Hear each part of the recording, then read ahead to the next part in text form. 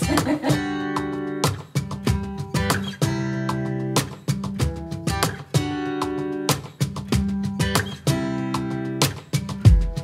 I saw you from across the room. When our eyes met, I never knew. और इसके I कई could सारे feel this way, and it's kinda strange. Don't even know your name. I don't know you, but I want to. मैं 1-2 दिन पहले गुड़गांव गई थी तो वहां से कुछ सामान लेकर आई थी, वही आज आपके साथ शेयर कर रही हूं। और वो सारा सामान किचन, डाइनिंग एरिया और फ्रिज से रिलेटेड है, तो धीरे धीरे सब जगह की सफाई भी करूंगी और वो सारा नया सामान लगाती भी रहूंगी। तो जो सबसे पहला प्रोडक्ट है ना, वो ये है, बहुत ही अच्छा है। काउंटर टॉप के लिए मैं लेकर आई हूँ, किचन काउंटर टॉप के लिए।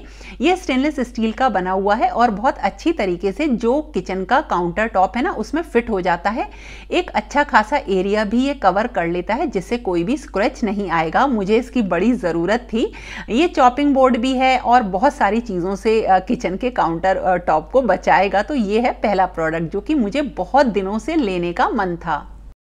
तो कई बार जो हमारा प्लेटफॉर्म होता है उसमें गंदगी भी लग सकती है। हम रोटी बनाते हैं तो आटा उसका फैल जाता है। तो मुझे ये बोर्ड काफी पहले से मन था और ये बहुत अच्छी चीज है और ये मैंने ले ली अब फिलहाल। और इसके कई सारे साइजेस आते हैं। ये मैंने सबसे बड़ा वाला साइज लिया है। अभी तो बहुत सारे किचन के प्रोडक्ट भी बचे हुए हैं, लेकिन जो दूसरी चीज़ मैं लेकर आई थी वो थी फ्रिज के लिए। धीरे धीरे फ्रिज को ऑर्गेनाइज कर रही हूँ। तो देखिए, ये डाइनिंग टेबल के कुछ पुराने मैट्स हैं, ये तो मैं बिछाती ही हूँ फ्रिज में। और बहुत ज़्यादा सामान मैं फ्रिज में नहीं रखती हूँ, लेकिन जो फ्रीज़र वाला एरिया है वहाँ पर मेरा काफ़ी सारा बेकिंग का सामान रहता है, बहुत सारी चीज़ें होती हैं। तो उनके लिए जो मैं लेकर आई ऑर्गेनाइज़र, वो कुछ इस तरीके के थे। और इनमें ना बड़ा भी पीस मैंने लिया और छोटे साइज़ में भी लिए हैं। ये किचन में भी बहुत काम आते हैं, ये सारे साइज आप लोग देखते हो। और धीरे धीरे करके मैं इन सारी चीज़ों को जो हूँ कलेक्ट कर रही हूँ। और ये ना जितने भी ले लो उतने कम है। तो जितना भी बेकिंग का मेरा सामान था फ्रीज़र में, वो सब मैंने इसी में करके रख दिया है। और मेरे फ्रिज का जो फ्रीज़र वाला एरिया था ना, वो भी बहुत अच्छी तरीके से इनसे ऑर्गेनाइज हो गया।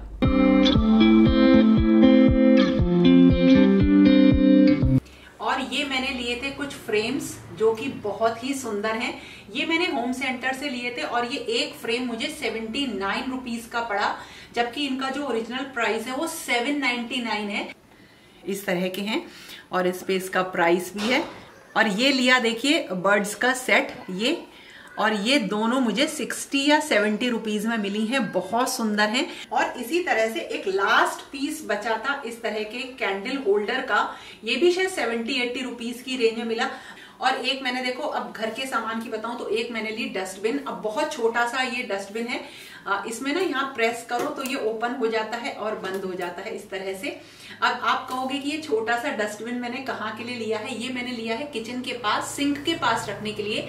क्योंकि जब हम वॉश करते हैं ना बर्तनों को, तो बार बार नीचे झुक के उसकी डस्टबिन में डालना पड़ता है। या मैं क्या करती हूँ, कोई भी छोटा सा डब्बा रखती हूँ, उसमें ही कूड़ा डालती रहती हूँ।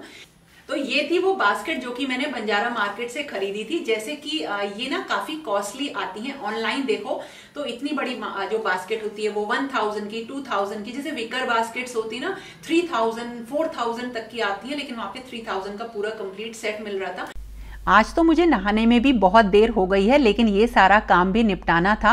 और अब मैं जा रही हूँ किचन की तरफ, जहाँ मुझे ब्रेकफास्ट बनाना है।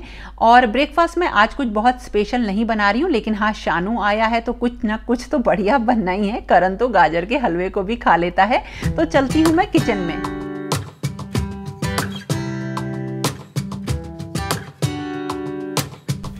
ब्रेकफास्ट कराने के बाद अब जो राशन वाली अलमीरा थी वो मुझे क्लीन करनी थी, क्योंकि अब मुझे अपने फ्रिज का भी थोड़ा सा और ऑर्गेनाइजेशन करना था। और डाइनिंग टेबल का जो सामान था ना वो लगाना था, क्योंकि किचन सेट अभी किचन के लिए एक बहुत ही इंटरेस्टिंग आइटम बाकी है। एक या बहुत सारी चीज़ें ऐसी हैं जो किचन की अभी मैं आपको आगे दिखाऊंगी। तो अपने राशन वाली अलमीरा और जो मेरा जहाँ बिजली का सामान रहता है उस पूरी अलमीरा को मैंने सही किया। और चलो अब देखते हैं कि बाकी का सामान मैं कौन सा लेकर आई थी। और ये एक ब्रास की थाली है जो कि मैंने ली थी बंजारा मार्केट से, और ये मुझे 400 रुपीज की पड़ी। और इसको अब मैं यहाँ पे डाइनिंग टेबल पे सेट करूंगी। बहुत ही प्यारी सी है, देखो।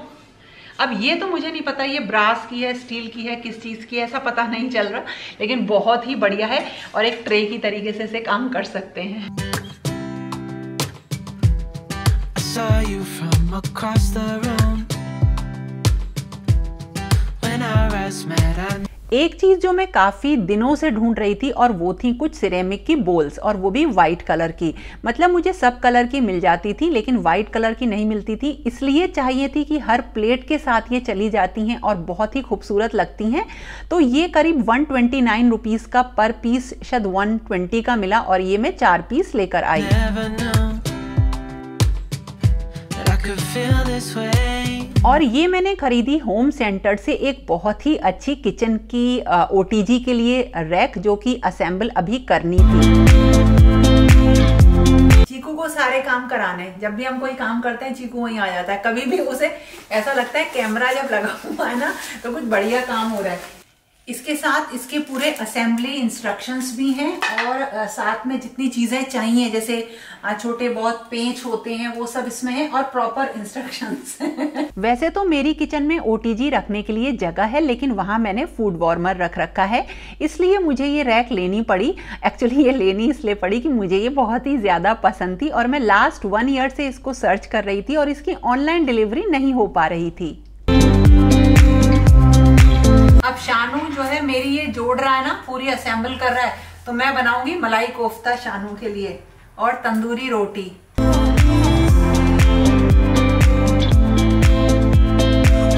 ये रैक देखिए कितनी बढ़िया तैयार हुई है और शानू तो मेरे बहुत ढेर सारे काम कर देता है। किचन में बिल्कुल ऐसे फिट हुई जैसे ये किचन के लिए ही बनी हो। और अब मुझे बनाना था मलाई कोफ्ता, और मलाई कोफ्ता बनाने के लिए सबसे पहले तो देखिए मैं आपको बताती हूँ, ये एक पैन है जो कि अगेन मैंने होम सेंटर से लिया था, बहुत ही बढ़िया है। जो मेरा पुराना पैन था ना वो थोड़ा सा खराब हो रहा था, इसलिए मुझे ज़रूरत थी, बहुत ही ब्राइट कलर में मैंने इसको लिया है। और ये एक्चुअली ना इंडक्शन पे भी काम करेगा और मुझे ऐसा ही चाहिए था, क्योंकि कभी कभी आपका जो मन करता है वो इंडक्शन पे जैसे कहीं और बैठ के बनाने का करता है। तो अब मैं मलाई कोफ्ता जो बना रही हूँ ना उसके लिए बिल्कुल जरा से घी में या ऑयल में, कुकिंग ऑयल में मैंने गरम मसाले, खड़े गरम मसाले डाले हैं और इनको मैं भूनूंगी। एक्चुअली मैं जो मलाई कोफ्ता बना रही हूँ ना ये बहुत ही टेस्टी बनता है और बहुत आसानी से कम ऑयल में बन जाता है। तो ये मैंने खड़े गरम मसाले इसमें डाले हैं। पैन का कलर बहुत सुंदर है और ये है एक शेफ नाइफ जो कि अगेन मैंने लिया था वहीं से। मेरे पास या तो बड़े हैं नाइफ्स या छोटे हैं, तो मैंने ये लिया। इसका एक तो डिज़ाइन भी बहुत अच्छा है और ये बिल्कुल परफेक्ट नाप का मुझे लगा। और इसके लिए मैंने क्या किया है, इससे मैंने 4 बड़ी प्याज ली हैं और इनको मोटे मोटे टुकड़ों में कट कर लिया है, क्योंकि मलाई कोफ्ता जो मैं बना रही हूँ वो 4-5 लोगों के हिसाब से बना रही हूँ। मोटे मोटे टुकड़े कट करेंगे और इनको पैन में जब गरम मसाले जो हमने खड़े गरम मसाले डाले ना उन्हीं के साथ डाल देंगे। हमें प्याज को बिल्कुल भी सुनहरा नहीं करना है, बस हल्का सा गलाना है। कुछ लोग इसे बॉयल करके भी बनाते हैं मलाई कोफ्ता की ग्रेवी, लेकिन मैं बॉयल इसलिए नहीं करती हूँ कि उससे मुझे जो है ना प्याज की एक अलग सी स्मेल पूरी किचन में भर जाती है। और यह है एक बहुत ही कॉमन चीज़ जो कि बहुत ज़रूरी है हर किचन के लिए, और मेरे पास भी ये अब तक था। और ये है एक मैनुअल चॉपर। ये मैंने इसलिए लिया क्योंकि मेरा पुराना वाला ना खराब हो रहा है, उसके ब्लेड्स खराब हो रहे हैं। एक तो ये बहुत फास्ट है, देखिए कितनी जल्दी इसमें पिस जाते हैं, मतलब चॉप हो जाते हैं टमाटर।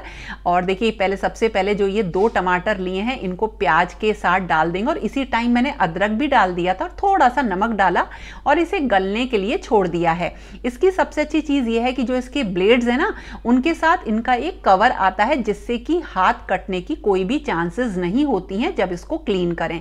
और ये बिल्कुल सेफली रखे रहते हैं ब्लेड्स, मतलब इसमें चॉपर में रखे रहते हैं, बिल्कुल भी इनसे हाथ नहीं कटेगा कभी अचानक से भी। तो ये बढ़िया चीज़ मेरी एक आ गई। गाय की रोटी रखी है आज। अब देखिए ये अच्छी तरीके से गल गए हैं टमाटर अदरक वगैरह। अब मैंने गैस बंद कर दी, इसको ठंडा होने के लिए छोड़ दिया है और अब बनाएंगे कोफ्ते। कोफ्ते बनाऊंगी मैं ब्रेड से और पनीर से। तो ये है देखिए 2 ब्रेड मैंने ली हैं, कॉर्नर के जो ब्राउन साइड्स थे उनको निकाल दिया और इसको थोड़ा सा पानी में डिप करा और उसके बाद इसको निचोड़ लेंगे। कुछ लोग बॉइल्ड आलू भी यूज़ करते हैं, मैं भी यूज़ करती हूँ, लेकिन उनसे ज़्यादा अच्छे ब्रेड के बनते हैं। आपके पास अगर पनीर कम है तो आप ब्रेड को ज़्यादा ले लीजिए, कुछ भी पता नहीं चलेगा। और कभी कभी तो मैं खाली ब्रेड के भी बना देती हूँ। तो बस देखिए ब्रेड को दबा दिया इस तरह से और बिल्कुल मैश कर लिया और इसमें ना पनीर डालेंगे और पनीर को भी कसकर डालेंगे ताकि पनीर अच्छी तरीके से बिल्कुल मलाई कोफ्ते का बिल्कुल उसी स्टाइल का कोफ्ता लगे। और अब इसमें मिलाएंगे 2 चम्मच मैदा। आप मैदा 2 या 2.5 चम्मच भी मिला सकते हैं। बस यह है कि बाइंडिंग अच्छे से आए, कोफ्ता बन जाए, बंध जाए और जब हम इसे फ्राई करें ना तो ये तेल में फैले नहीं। तो देखिए मैंने करीब 2.5 से 3 चम्मच इसमें मैदा मिलाई है और अब इसके अंदर भरने के लिए हम एक स्टफिंग तैयार करेंगे। घर की मलाई ली, इसमें थोड़ी सी केसर डाली, मलाई ठंडी थी तो केसर घुलती नहीं है। बस ये बाद में जब कोफ्तों को तलेंगे ना तब ये बहुत अच्छा कलर देगी। थोड़ी सी इसमें हल्दी मिलाएंगे, बिल्कुल जरा सी, ज्यादा मिलाएंगे तो कड़वापन आ जाता है। और खोआ मिला के अच्छी तरीके से एक स्टफिंग यानी कि मिक्सचर तैयार कर लिया है और इसको हम कोफ्ते में भरेंगे काजू के साथ। तो देखिए सबसे पहले जो हमने कोफ्ते का प्रिपेयर किया था ना, कोफ्ते का जो चीज थी इसको हमने इस तरीके से फ्लैट करा। इसके अंदर ये भरा हमने खोए का मिक्सचर, एक काजू रख के हम इसको अच्छी सी बॉल शेप में बना लेंगे।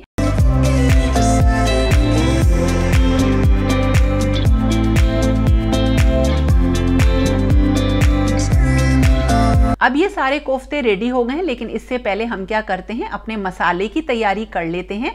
और उसमें भी ना एक टिप मैं आपको दूंगी, आप बिल्कुल उसी तरीके से करिएगा। सबसे पहले जो हमारा प्याज वाला और टमाटर वाला मसाला था, इसको हम बिल्कुल पतला थोड़ा सा पानी डाल के पीस लेंगे। थोड़ा सा पानी डाल लीजिएगा और बिल्कुल बारीक पेस्ट इसका तैयार हो जाएगा। और उसके बाद हमने लिया थोड़ा सा करीब आधा कप खोआ, इसमें डाला थोड़ा सा दूध और इसका पेस्ट हम अलग से तैयार करेंगे। दोनों को मिक्स करके कभी पेस्ट मत तैयार करिएगा, खोआ थोड़ा सा फट जाता है जिसका कि स्वाद थोड़ा सा अलग आता है, खट्टा स्वाद आ जाता है। दोनों को अलग अलग हमने रख लिया है देखिए। और अब हम अपने कोफ्ते फ्राई करेंगे। कोफ्तों को किसी भी कुकिंग ऑयल में फ्राई करिए मीडियम फ्लेम पर और इन्हें सुनहरा नहीं करना, बहुत लाइट, बस इतना हमें इनको फ्राई करना है ताकि बस ये जो है बंधे हुए दिखाई दें। दूसरी कढ़ाई ली, उसमें धनिया पाउडर और मिर्च डाली, थोड़ा सा पानी के छींटे दिए ताकि ये जले नहीं। और हल्दी नहीं डालेंगे इसमें क्योंकि इसकी ग्रेवी का कलर बिल्कुल वाइट रहेगा। मिक्स करने के बाद एक छलनी की मदद से हमने जो पेस्ट मसालों टमाटर प्याज का तैयार किया था उसको छान लेंगे ताकि इसमें कोई भी मतलब बिल्कुल स्मूथ पेस्ट ये रहे।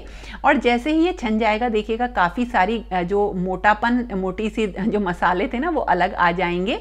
और अब हम इसमें डालेंगे खोए का पेस्ट जो हमने तैयार किया था, दोनों को मिक्स करेंगे। और ये क्योंकि थोड़ा सा मीठापन लिए होता है तो इसमें 1 चम्मच डाल दी शुगर, 1 से 1.5 चम्मच, और इसको भी मिक्स कर लिया। जैसे ही बॉयल आ जाएगा हमारी ग्रेवी मलाई कोफ्ते की तैयार हो जाएगी। आप चाहें तो इसमें थोड़ी सी कसूरी मेथी भी डाल सकते हैं ऊपर से जब सर्व करें।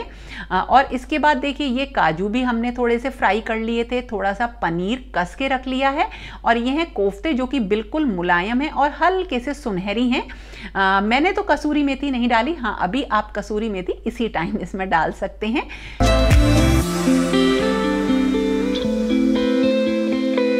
अब मैंने जो सब्जी बनाई थी गरम कर ली, उसमें कोई भी मसाला नहीं डलेगा, जैसे कि गरम मसाला या वो मैं नहीं डालती। मलाई कोफ्ते में प्लेन और थोड़ा सा मीठा स्वाद होता है। हाँ अगर आपके पास वो चांदी का वर्क आता ना वो हो तो वो भी ऊपर से चांदी का वर्क जो होता है वो लगा सकते हैं।